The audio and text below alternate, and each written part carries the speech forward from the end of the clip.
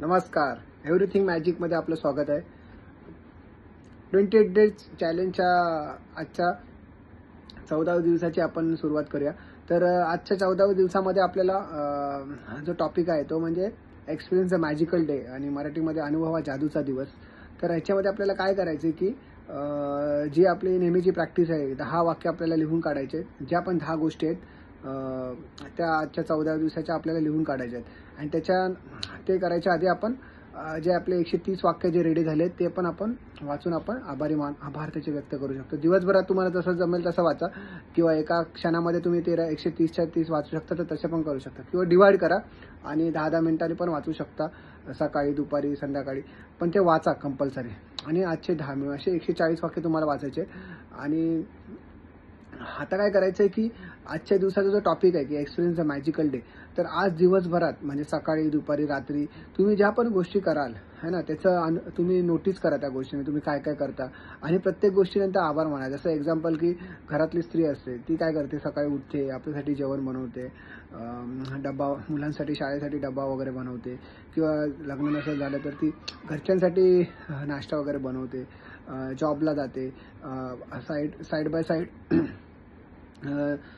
ज्या हाऊसवाईफ्स असतात त्या मुलांची काळजी घेतात है ना, मग घरी असले सांभाळतात, जेवण बनवतात, त्यांना शाळेतून आणतात. मग अशा प्रत्येक गोष्टी मागे तुम्हाला त्या गोष्टी फील करायच्या आहेत, अनुभवायच्या आणि स्वतःला थँक्यू बोलायचं आहे ना. थँक्यू म्हणजे तुम्ही ह्या गोष्टी करता पण तुम्ही त्याचे कधी आभारच व्यक्त नाही करा तुम्ही. म्हणजे असं जर तुम्ही नोटीस कराल तर तुम्ही प्रत्येक गोष्टीमध्ये तुम्ही असं रिग्रेट फील करतात की काय माझी लाईफ आहे, असं कसं मी हे काय करते वगैरे. म्हणजे अशा फिलिंग्स तुम्हाला डेफिनेटली येतात आणि हे आजकाल हाच पॅटर्न चालू आहे सगळी. पण असं करू नका. तर तुम्ही त्याला कन्वर्ट करा आणि त्याला पॉझिटिव्हली घ्या त्या गोष्टीला. कारण की प्रत्येक व्यक्ती ही काही ना काहीतरी चांगलंच करत असते. फक्त आपलं जे मन असतं ते त्याच्यावर ताबा मिळवतं आणि मग ते आपल्याला त्याचं रूपांतर निगेटिव्हमध्ये करत असतं. तर तुम्ही आभार व्यक्त करून प्रत्येक गोष्टीमागे आभार व्यक्त करा. थँक्यू म्हणजे पूर्ण दिवसभरात तुम्हाला हेच करायचं, फक्त थँक्यूच बोलत राहायचं. आणि मग बघा की तुम्हाला किती व्हायब्रेशन्स तुमचे चेंज झालेले जाणवतील. तर हे नक्की करा. आणि त्यासोबत मेडिटेशन पण करायचं आहे. प्लस जे आपली मॉर्निंग प्रॅक्टिस आहे अफर्मेशन, उठल्या लगेच जसं आपण जमिनीवर पाय ठेवू तेव्हा थँक्यू आभार व्यक्त करू शकता आंघोळ होईपर्यंत. आणि रात्री मॅजिकल डेची प्रॅक्टिस आपण का करतो त्याचं कारण म्हणजे की आपण दिवसभरात खूप साऱ्या व्यक्तींना भेटतो, आपण खूप जॉबला जातो, ट्रेनमधून जातो, रिक्षामधून जातो, तर अशा खूप साऱ्या घटना आपल्या आजूबाजूला घडत असतात.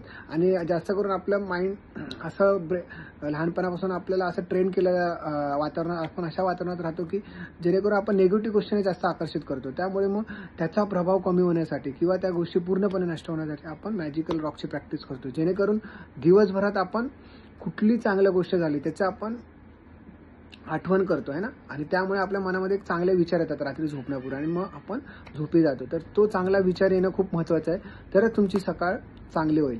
त्यामुळे रात्री मॅजिकल प्रॅक्टिस जी आहे मॅजिकल रॉकची प्रॅक्टिस ती नक्की करा. आणि दिवसभरात एक ना एक तरी अशी गोष्ट आपल्यासोबत चांगली घडतेच की जेणेकरून आपण आपला दिवस एन्जॉय करतो. असं नाही, असा कुठलाच व्यक्ती नाही की ज्याच्या आयुष्यामध्ये एक पण दिवसभरात चांगली गोष्ट होत नाही. तर आणि डेफिनेटली आता तुम्ही 28 दिवसाची प्रॅक्टिस करतातच आहे, तर तुमचे खूप साऱ्या गोष्टी चांगल्याच होणार नक्कीच. आणि हळूहळू त्या चेंज होत तुम्ही 100% परफेक्ट होणार.